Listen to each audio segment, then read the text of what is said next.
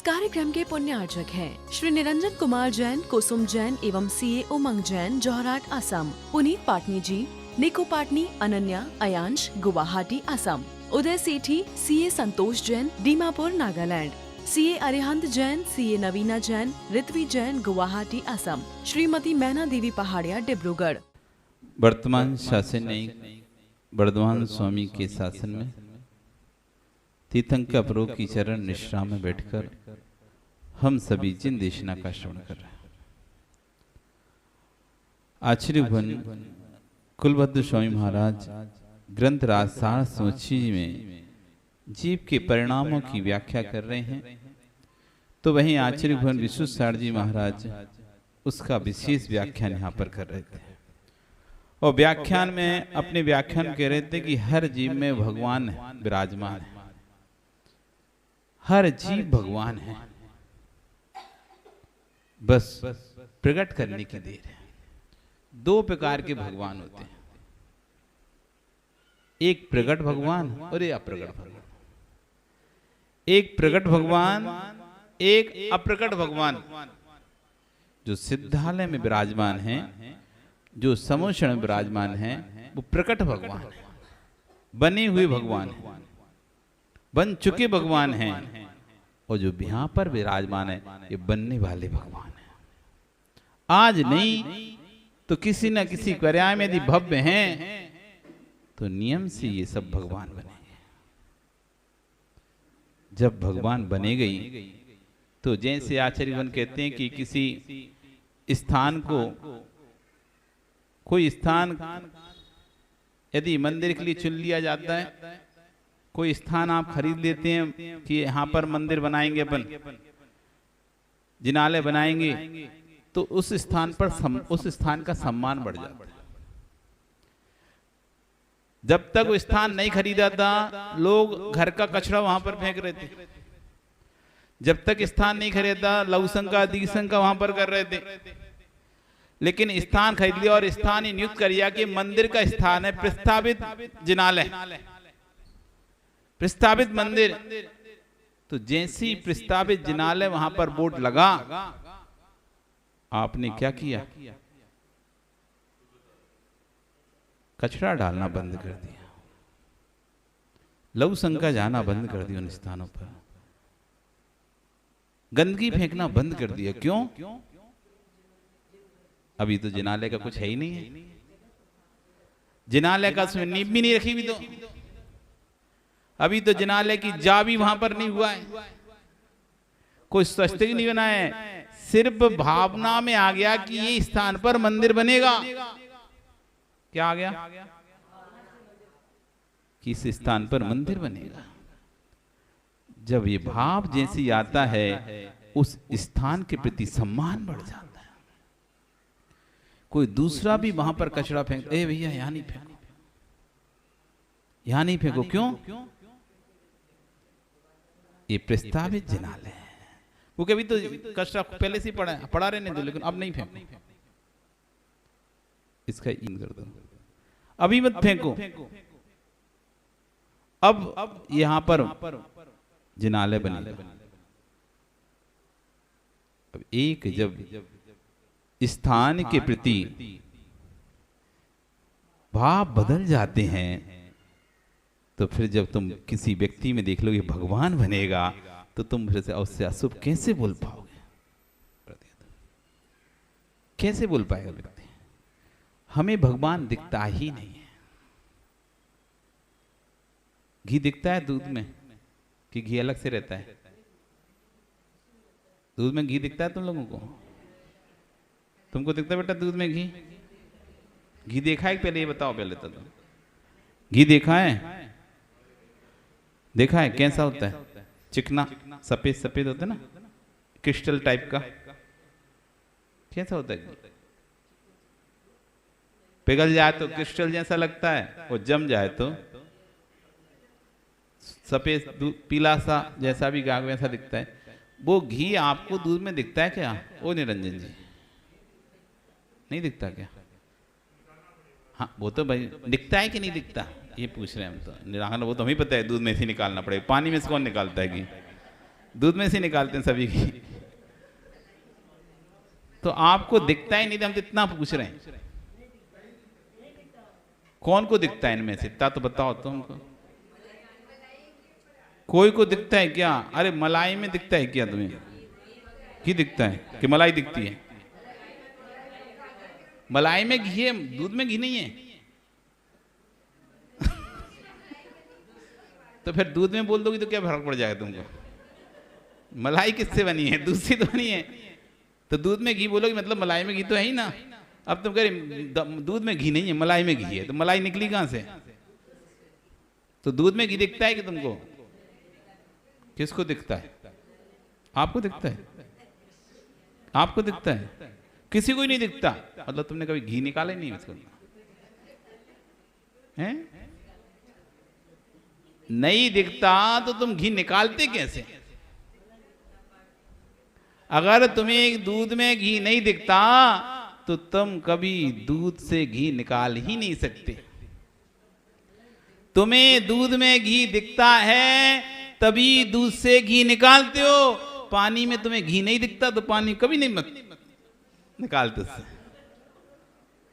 दिखता है कि दूध में? अब बोलो रूपेश, दूध में घी नहीं दिखता तो प्रक्रिया करते क्यों? नहीं दिखता तो तुम जामन डालते क्यों? तुम मक्खन बनाते क्यों? नैनो निकालते क्यों? और फिर तपाते क्यों उसे जब तुम्हें नहीं दिख रहा था? तो तुम्हें दिखता है दूध में घी है। ज्ञान में दिख रहा है ना? ज्ञान में दिख रहा है ना? क्या दिख रहा है? दूध में घी है। जब ज्ञान में दूध में घी दिखेगा तभी तुम दूध में जामन डालोगे या उसकी मलाई से घी निकालोगे। नहीं तो जिसका मक्खन निकल जाता है, ऐसा घी दूध आता है, सरपरेटा का दूध बोलते हैं, सरपेटा है, सपरेटा का, उसमें मक्खन नहीं होता, उसमें घी भी नहीं निकलता, पतला रहता एकदम पानी। जो भी है मक्खन निकला हुआ दूध आता है। मशीनों से पहले कच्चे दूध से मक्खन निकाल लिया जाता है। अब बस पानी पानी रह गया, वो कुछ नहीं उसमें, बिना तपाए मशीनें से निकल जाता है। तो उसमें दूध है ही नहीं है तो घी कहां से निकलेगा? जिसमें मक्खन नहीं निकला ऐसा दूध से घी निकलता है। जब आप देखते हो कि इस दूध में से घी निकल सकता है तभी आप उसको जान में डालते हो, तभी प्रक्रिया करते हो। जिसमें पता है कि नहीं निकलेगा उसको नहीं करते। पहले से ज्ञान में दिखता है कि नहीं दिखता? दिखेगा तो ही निकलेगा, नहीं दिखेगा तो एक बार क्या हुआ, आपको एक ग्रंथ पढ़ना चाहिए, बहुत अच्छा ग्रंथ है, सम्यक कौमुदी, सम्यक कौमुदी करके एक ग्रंथ है। बहुत सुंदर सुंदर छोटी छोटी कविताएं कहानियां उसमें दी हैं, बड़ी तार्किक दी हैं। सम्यक कौमुदी नहीं, क्या सम्यक कुछ और है शायद, कौमुदी नहीं है, कुछ और होगा, अच्छी तो नाम है। उसमें कहानी दी, एक भील की कहानी दी, राजा की, एक राजा की कहानी दी। एक भील राजा था, अपने और साथियों के साथ, सेना के साथ जंगल में शिकार के लिए निकला होगा। अचानक उसका घोड़ा बिचक गया। अब घोड़ा जब बाहर हो गया, अपने कंट्रोल से बाहर हो गया तो भागने लगा और राजा को भी ले गया वो, और आगे जाके एक गड्ढे में राजा को पटक दिया। अब अपने समूह से बिछड़कर राजा, भील राजा था, इधर उधर भटकने लगा और हाथ पैरों में अलग दर्द था।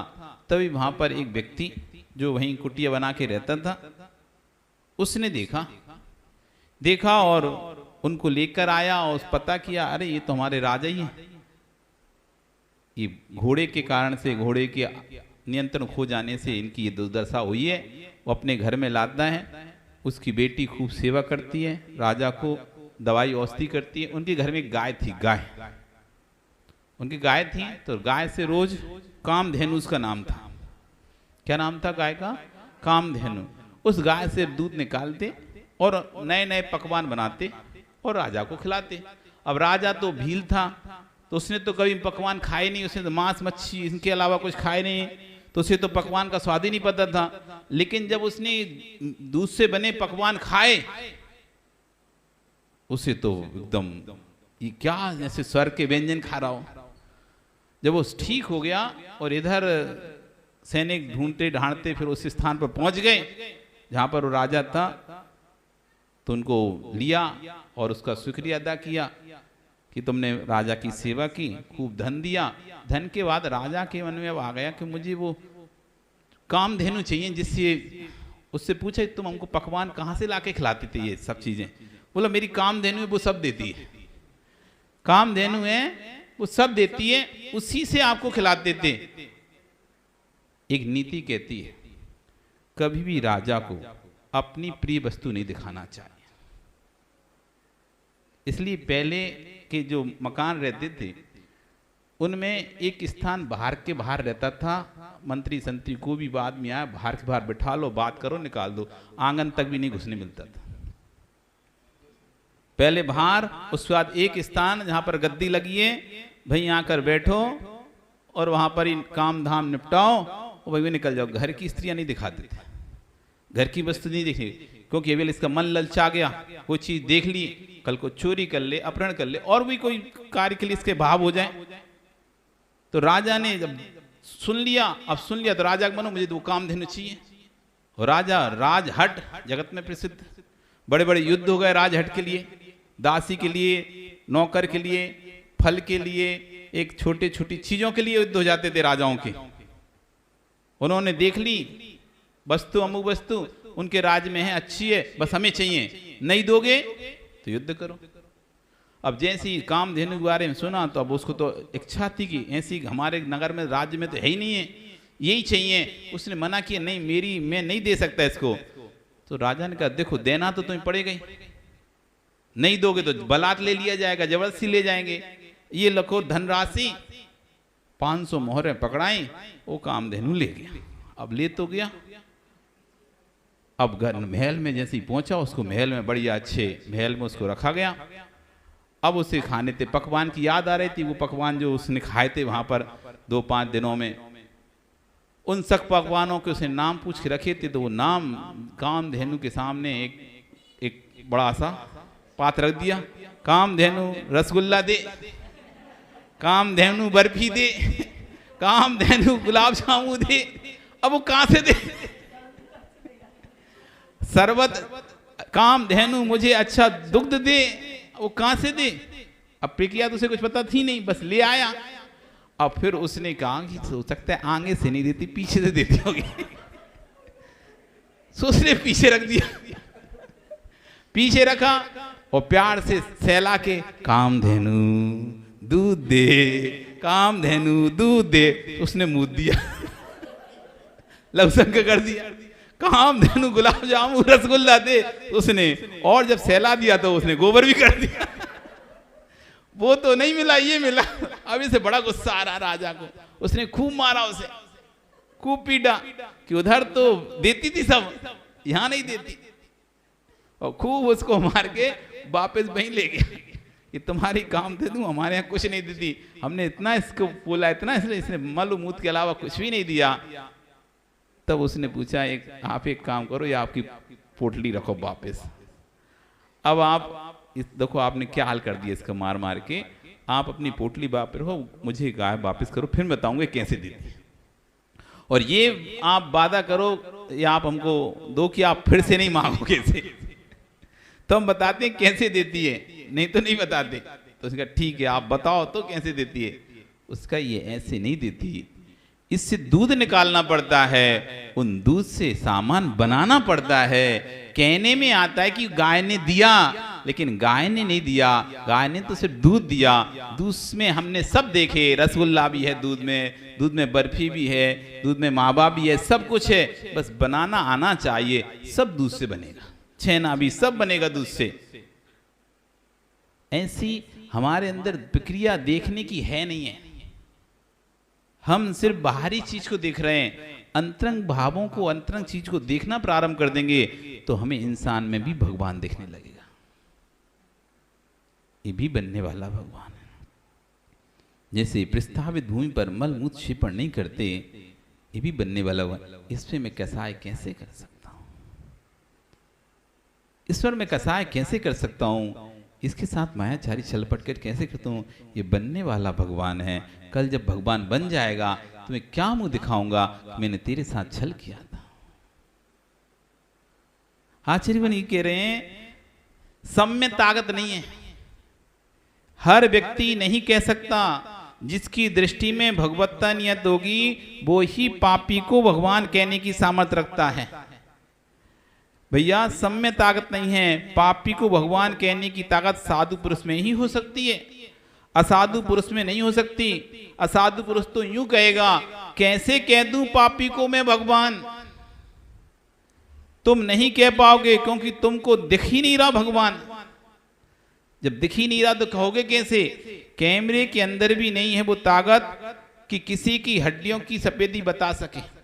फोटो कैमरा खींचते ना फोटो, उसके अंदर ताकत है किसी की हड्डी कैसी काली है सफेद है कि बता सके। कैमरा सिर्फ रूप या चमड़ी को ही देख के बता सकता है, वस्त्रों का रूप देखता है, चर्म का रूप देखता है, पर वस्तु के अंदर की जो व्यवस्था है शरीर की वो नहीं देख सकता। तो आचार्य कह रहे हैं अंदर की व्यवस्था नहीं देख पा रहा, इसका मतलब ये नहीं कि हड्डियां नहीं है शरीर के अंदर।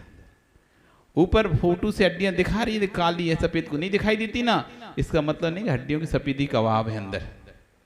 ऐसे ही हमें ऊपर से कोई व्यक्ति नहीं दिखाई दे रहा अच्छा, इसका मतलब नहीं वो भगवान नहीं बन सकता कभी। वो भी किसी पर्याय में भगवान बन सकता। हमें नहीं है ज्ञान, इसका मतलब हम उसे पापी कह रहे हैं, लेकिन वो पापी भी किसी ना किसी पर्याय में भगवान होगा। अंजन चूर निरंजन हो गए। कौन था? सप्त विष्णु जीव था। ऐसा कोई व्यसन नहीं जो उसने नहीं किया हो, सारे विष्णुओं को किया हुआ। ऐसा जीव भी देखो जब परिणाम बदले तो अंजन हुए निरंजन क्षण में, अंजन निरंजन हो गए। आचार्यवन कह रहे हैं कैमरा चमड़ी के रूप को दिखा रहा है, वस्त्रों के रूप को दिखा रहा है, वस्तु के रूप को दिखा रहा है चित्र में, तो क्या हड्डी की सफेदी का भाव है? नहीं है ना।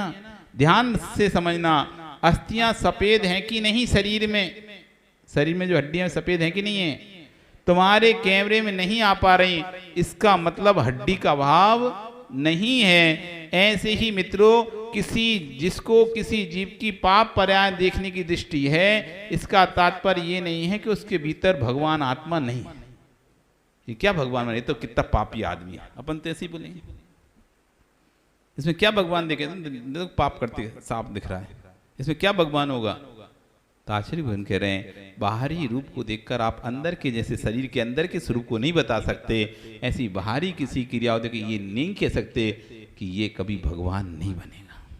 इस कार्यक्रम के पुण्यार्जक थे श्री निरंजन कुमार जैन, कुसुम जैन एवं सीए उमंग जैन, जोहराट असम। पुनीत पाटनी जी, निको पाटनी, अनन्या, अयांश, गुवाहाटी असम। उदय सेठी, सीए संतोष जैन, दीमापुर नागालैंड।